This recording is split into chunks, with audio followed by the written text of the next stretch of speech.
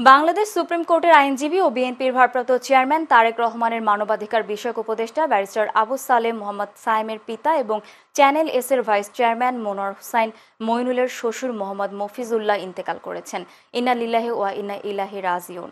রবিবার সকালে রাজধানীর ইউনাইটেড হাসপাতালে চিকিৎসাধীন অবস্থায় শেষ নিঃশ্বাস ত্যাগ করেন তিনি।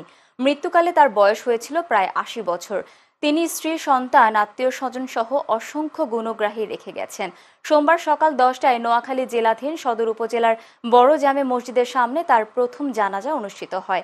জানাজায় উপস্থিত ছিলেন জেলা বিএনপির সদস্য সচিব হারুনুর রশিদ আজাদ, জেলা যুবদলের সাধারণ সম্পাদক নুরুল আমিন খান, সদর উপজেলা বিএনপির সাবেক সদস্য আবু সালেম মোহাম্মদ আবদুল্লাহ সবুজ, ব্যারিস্টার আবু সালেম মোহাম্মদ সায়েমের সহকর্মী, আইনজীবী সমাজ, বিএনপি নেতাকর্মী, মিডিয়া ব্যক্তিত্ব সহ বিভিন্ন সামাজিক ও রাজনৈতিক ব্যক্তিবর্গ। এ সময় তারা গভীর শোক প্রকাশ করার পাশাপাশি শোক সন্তপ্ত পরিবারের প্রতি গভীর সমবেদনা জানান। আজ লক্ষ্মীপুরের নিজ গ্রামের বাড়িতে বাদ আসর দ্বিতীয় জানাজা শেষে মোহাম্মদ মফিজুল্লাহকে পারিবারিক কবরস্থানে দাফন করা হবে।